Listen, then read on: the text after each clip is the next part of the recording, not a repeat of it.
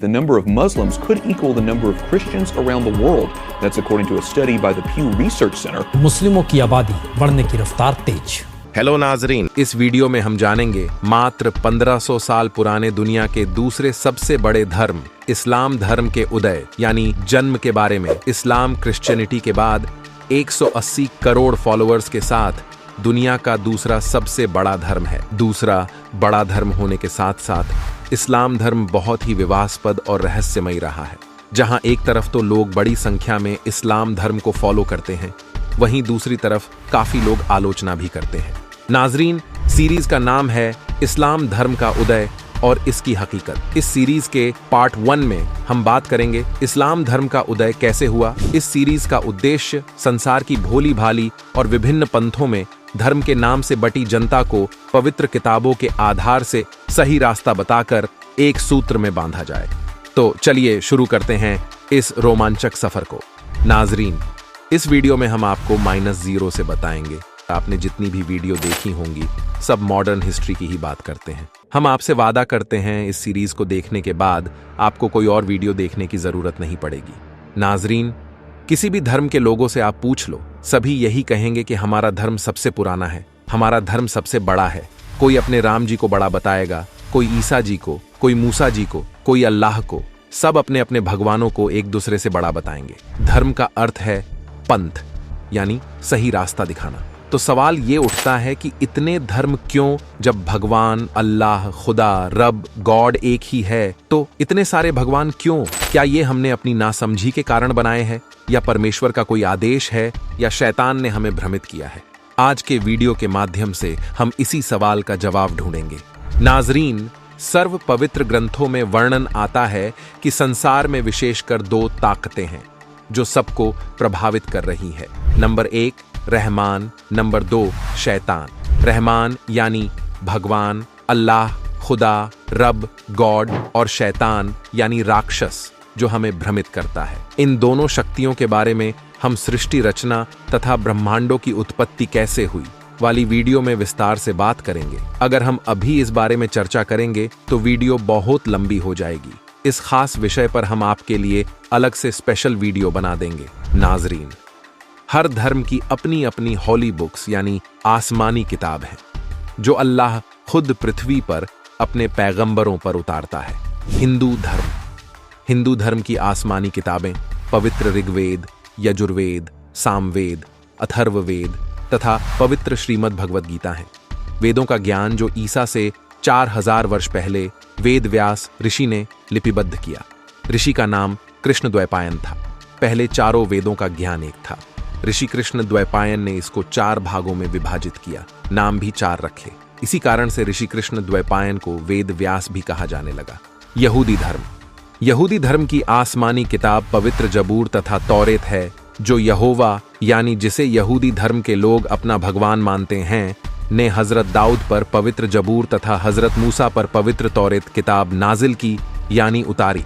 ईसाई धर्म की आसमानी किताब बाइबल है जो भगवान ने ईशा जी पर नाजिल की। ईशा जी खुद को भगवान का पुत्र मानते हैं, भगवान नहीं। पवित्र जबूर, तौरेत, इंजिल, इन तीनों पुस्तकों का संग्रह है पवित्र बाइबल। इस्लाम धर्म की आसमानी किताब कुरान शरीफ है जो अल्लाह ने पैगंबर हजरत मोहम्मद जी पर नाजिल की। मुसलमान अल्लाह को ही अपना भगवान मानते हैं। मुसलमान 4 किताबों को सत्य मानते हैं, कुरान, तौरेत, जबूर, इंजील। Similarities of religions, Hindu, Judaism, Christianity और इस्लाम। इन चारों धर्मों में सबसे पुरातन यानी पुराना धर्म सनातन धर्म है। इसको हिंदू धर्म भी कहते हैं। जैन धर्म, बौद्ध धर्म, सिख धर्म, ये भी हिंदू धर्म से निकले हुए धर्म हैं, यानी एक ही परिवार के लोग हैं। ऐसे ही यहूदी, ईसाई, इस्लाम धर्म में सबसे पुराना धर्म यहूदी धर्म है और यहूदी धर्म से ही ईसाई और इस्लाम धर्म का उदय हुआ। और यहूदी, ईसाई और इस्लाम धर्म एक ही परिवार के लोग हैं।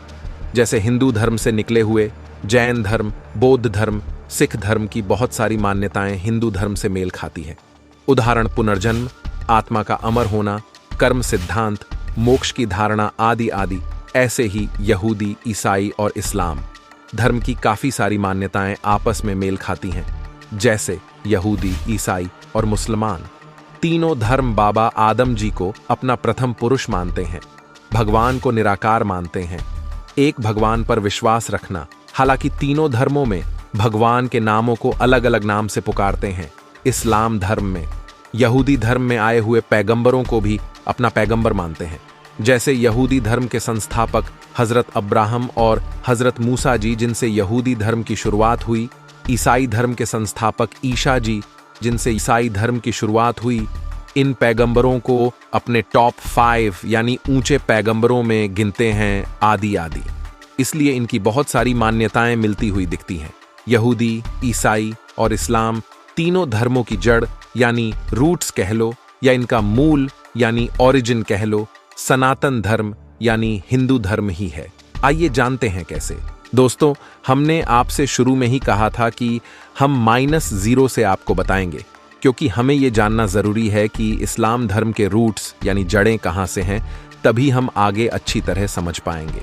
नाजरीन, कुरान शरीफ में लगभग 40% ज्ञान बाइबल वाला है। बाइबल ग्रंथ में 3 पुस्तक इकट्ठी की गई हैं, जबूर, तौरेत तथा इंजिल। मूसा जी के अनुयायी यहूदी कहलाते हैं, ईसा जी के अनुयायी ईसाई कहे जाते हैं, मोहम्मद जी के अनुयायी मुसलमान कहे जाते हैं। ये सब बाबा आदम को अपना प्रथम पुरुष अर्थात सब आदमियों का पिता मानते हैं। इस्लाम का यह नियम है कि बाबा आदम जी हम सब के प्रथम पुरुष हैं, प्रथम नबी हैं। बाबा आदम जी से लेकर हजरत मोहम्मद जी तक जितने नबी हुए हैं तथा उन सब की संतान यानी बाबा आदम जी सब यहूदी, ईसाई तथा मुसलमानों के परम पिता हैं। बाबा आदम जी सबसे ऊंचे नबी थे। जो साधना आदम जी ने की, वही इबादत हजरत आदम की संतान यानी हजरत आदम से अन्य हजरत मोहम्मद तक के अनुयायियों तक कर रहे हैं। नाजरीन, पवित्र बाइबल ग्रंथ में लिखा है कि बाबा आदम से पहले फरिश्ते थे, तो बाबा आदम प्रथम पुरुष कैसे हुए, आइए जानते हैं। क्या बाबा आदम से पहले भी सृष्टि थी?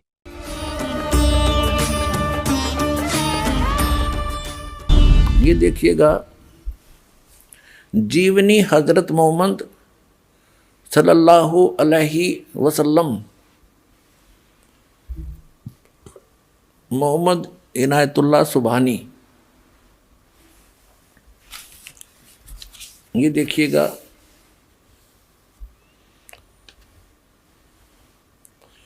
इनायतुल्लाह सुबहानी, अनुवादक नसीम गाजी फलाही, मकरजी मकतबा, इस्लामी पब्लिशर्स, नई दिल्ली।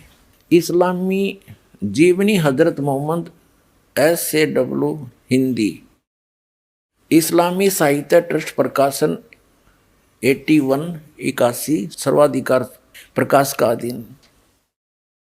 नाम मूल किताब मोहम्मद अरबी उर्दू, प्रकाशक हैं। देखिएगा, पृष्ठ 107 पर ही पढ़ रहे हैं। प्यारे नबी सल्लल्लाहु ने तकरीर करते हुए यह भी बताया कि मुसलमान आप कैसे रहें। फिर यहाँ बताया है, लोगों, तुम्हारा रब एक है, तुम्हारा बाप एक है, तुम सब आदम के बेटे हो और आदम मिट्टी से बने हैं। खुदा के नज़दीक तुम में सबसे बेहतर वह है जो खुदा से सबसे ज़्यादा डरने वाला हो। और बाबा आदम कौन थे? ये ऋषभदेव जी थे।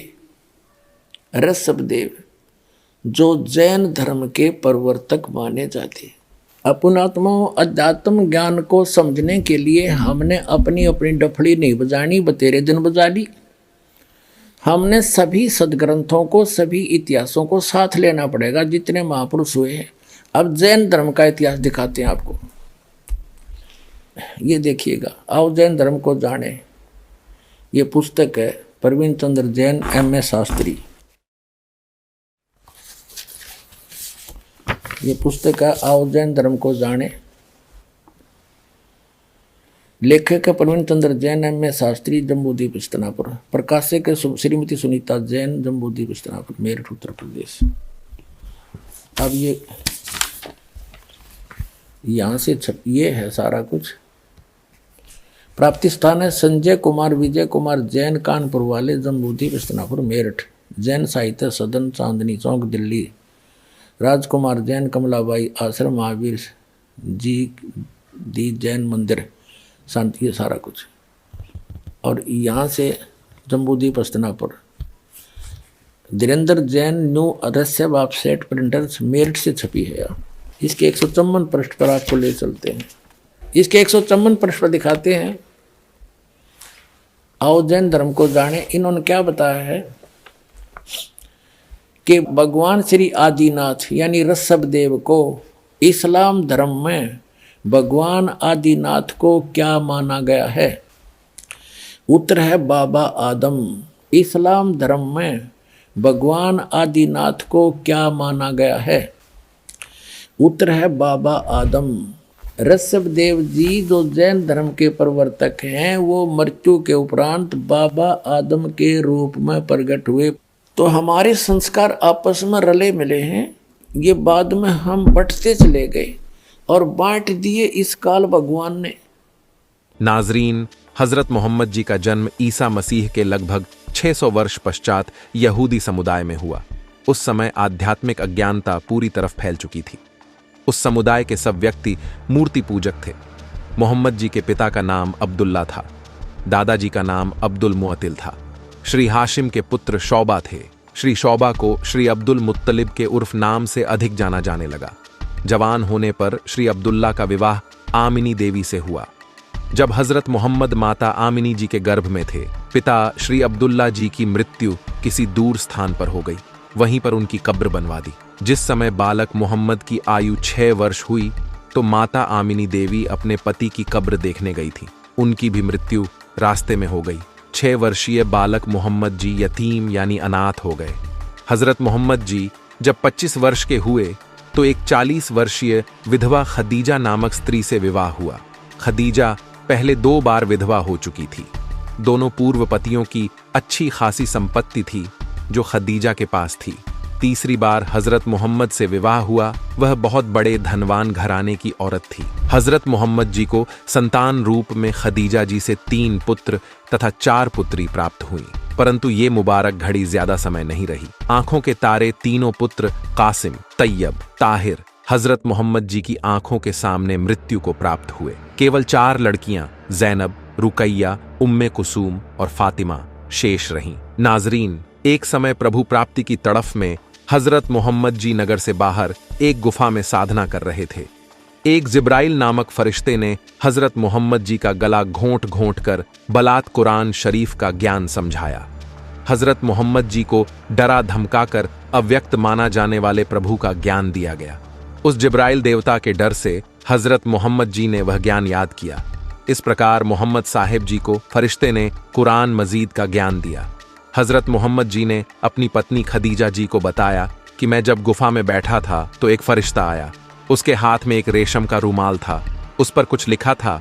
फरिश्ते ने मेरा गला घोंट कर कहा, इसे पढ़ो। मुझे ऐसा लगा जैसे मेरे प्राण निकलने वाले हैं। पूरे शरीर को दबाकर जबरदस्ती मुझे पढ़ाना चाहा। ऐसा 2 बार किया। तीसरी बार फिर कहा, पढ़ो। मैं अशिक्षित होने के कारण नहीं पढ़ पाया। अब की बार मुझे लगा कि यह और ज्यादा पीड़ा देगा। मैंने कहा, क्या पढ़ूं? तब उसने मुझे कुरान की एक आयत पढ़ाई। फरिश्ते जिब्राइल ने नबी मोहम्मद जी का सीना चाक किया, उसमें शक्ति उड़ेल दी और फिर सील दिया तथा एक खच्चर जैसे जानवर बुराक पर बैठाकर ऊपर ले गया। वहां नबियों की जमात आई। उनमें हजरत मूसा जी, ईसा जी और इब्राहिम जी आदि भी थे, जिनको हजरत मोहम्मद जी ने नमाज पढ़ाई। वहां हजरत आदम जी भी थे, जो कभी हंस रहे थे और कभी रो रहे थे।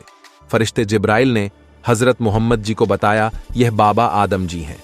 रोने तथा हंसने का कारण था कि दाईं ओर स्वर्ग में नेक संतान थी जो सुखी थी, जिसे देखकर बाबा आदम हंस रहे थे, तथा बाईं ओर निकम्मी संतान नरक में कष्ट भोग रही थी, जिसे देखकर रो रहे थे। फिर 7वें आसमान पर गए। पर्दे के पीछे से आवाज आई कि प्रतिदिन 50 नमाज किया करे। नबी मूसा के कहने पर 50 नमाजों से कम करवाकर केवल 5 नमाज ही अल्लाह से प्राप्त करके नबी मोहम्मद वापस आ गए। हजरत मोहम्मद जी द्वारा मुसलमानों को कहा कि खून खराबा मत करना, ब्याज तक भी नहीं लेना, तथा 63 वर्ष की आयु में सख्त बीमार होकर तड़पते तड़पते भी नमाज की तथा घर पर आकर असहनीय दर्द में सारी रात तड़फ कर प्राण त्याग दिए।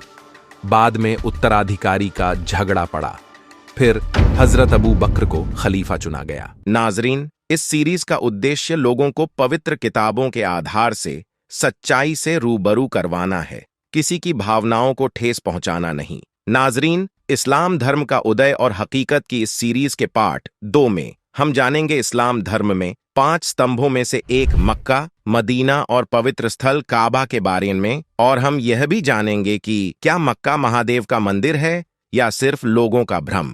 आप सभी को धन्यवाद दोस्तों, समय निकालकर हमारे वीडियो को देखने के लिए। हम जल्द ही एक और नई वीडियो को लेकर वापस आएंगे। इस चैनल पर हम इस्लामिक ज्ञान, धार्मिक तर्जुमानी, कुरान के तफसीर, हदीस और अन्य इस्लामिक विषयों पर वीडियोस शेयर करते हैं। हम इस्लाम के मूल्यों और नए रास्ते के बारे में चर्चा करते हैं और आपके जीवन को एक सकारात्मक रूप में प्रभावित करने के लिए प्रेरित करते हैं। यदि आपने हमारे चैनल को अभी तक सब्सक्राइब नहीं किया है तो कृपया सब्सक्राइब बटन पर क्लिक करें और वीडियोस को लाइक, कमेंट और शेयर करना ना भूलें। आप हमें अन्य सोशल मीडिया पर भी फॉलो कर सकते हैं। मुसलमान धर्म से संबंधित अधिक जानकारी के लिए पढ़ें बाखबर संत रामपाल जी महाराज द्वारा लिखित पुस्तक मुसलमान नहीं समझे ज्ञान कुरान। पुस्तक को अभी प्राप्त करने के लिए नीचे दिए गए नंबरों पर संपर्क करें।